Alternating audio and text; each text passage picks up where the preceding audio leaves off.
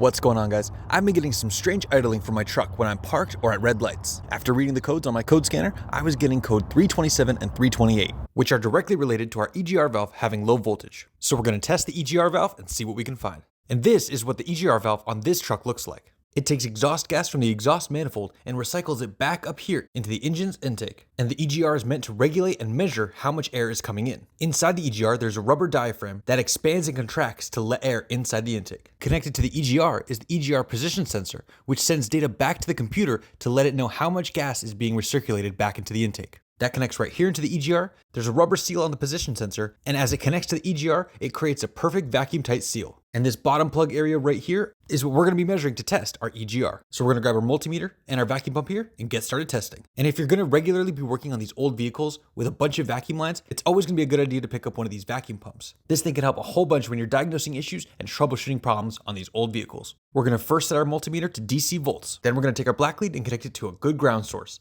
I used an alligator clip to connect mine to the ground strap area on the firewall. After that, I disconnected the plug for the position sensor. And now we're going to determine what each of these wires does. Many of these Ford sensors just use 3 wires, one for power, one for ground, and one for signal. So we're going to determine which one is which. And to perform this test, make sure that you turn the key to the on position, but don't start the engine. And with the car in the on position, the computer is going to automatically send 5 volts to one of these wires. That will be our 5 volt reference wire. And it's going to be this terminal right here. This one should always be getting 5 volts when the computer is on. Next, we can set our multimeter to continuity to find which one is our ground wire. And it's going to be this terminal right here. This one gets grounded from the PCM. And that means that our last terminal is going to be our signal wire. That one's going to change based off the position of our EGR. And it will send that signal back to the computer. And now that we know our signal wire, we can back probe this plug to test the voltage of our EGR position sensor. We're going to plug the plug back in to see what it's reading. When the EGR is closed and there's no vacuum, our multimeter should be reading 0.5 to 1 volt. We're only getting 0.24 volts, so already we're seeing less than we should be. But let's disconnect the hose going from our EVR to our EGR, and we'll get our vacuum pump connected.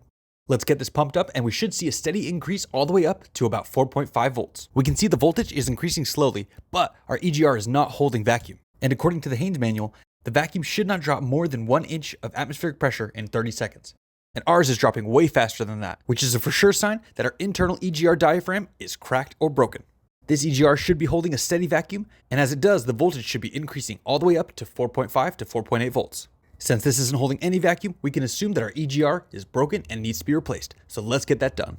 We've got a replacement EGR here. I picked this one up on Amazon, and I'll put the link in the description where you can find it. We have our diaphragm area right here. We have our intake area here, where gas comes up from the exhaust. You can see the red rubber diaphragm through the slits here. And if we put the pump on it right now, we still wouldn't hold any vacuum, because we need our valve position sensor to be attached as well. And let's get that installed to our new EGR. And don't forget the rubber seal to make sure that this has a proper vacuum tight seal. Make sure to screw all of these in evenly to make sure everything is airtight. And now we can connect our vacuum pump and make sure everything is working properly.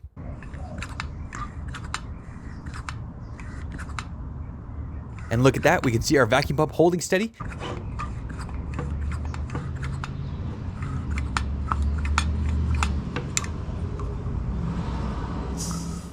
And we can see the internals of the EGR working as they should. We can see through the slits here, the red rubber diaphragm getting pulled in when we pull vacuum.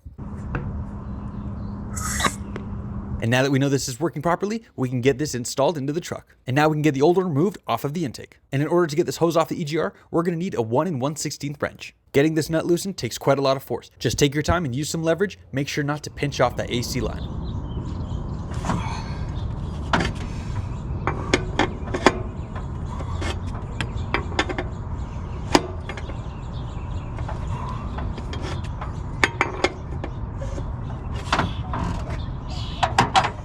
And once we got it loosened, we can remove that nut fully from the EGR.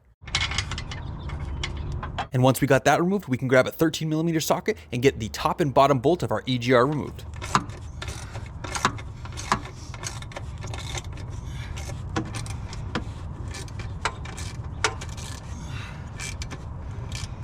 And with those off, we can finally pull out the EGR.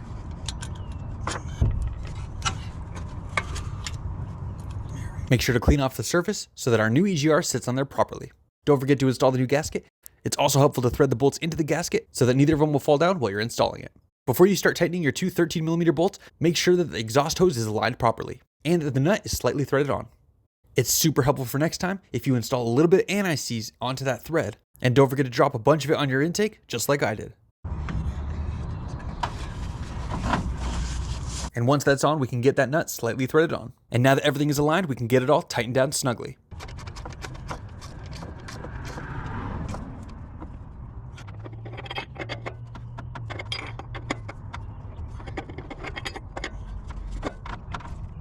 And now that we got the EGR and the position sensor reinstalled, we can get things tested to make sure that they're working properly. We'll reset our multimeter to 20 DC volts, and we'll get the multimeter probed into the signal wire. For a closed EGR, we're looking for between 0.5 and 1 volt, which is exactly what we're seeing here at 0.92 volts. Now we can connect our vacuum pump.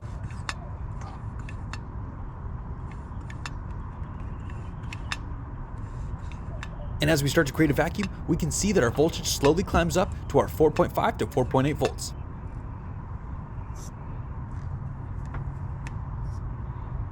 And as we decrease that pressure, we can see our voltage drop back down to our closed range. That new voltage looks perfect, and our EGR is holding vacuum perfectly. And now we can reconnect the hose coming from the EVR, and we can disconnect our multimeter. And that is it, guys. That is how easy it is to diagnose and repair EGR symptoms on our Bricknose and OBS Ford trucks and Broncos. Thanks very much for watching, guys. If you like this video, give it a thumbs up. And if you want to see more videos like this, subscribe to the channel, and I'll see you on my next auto adventures.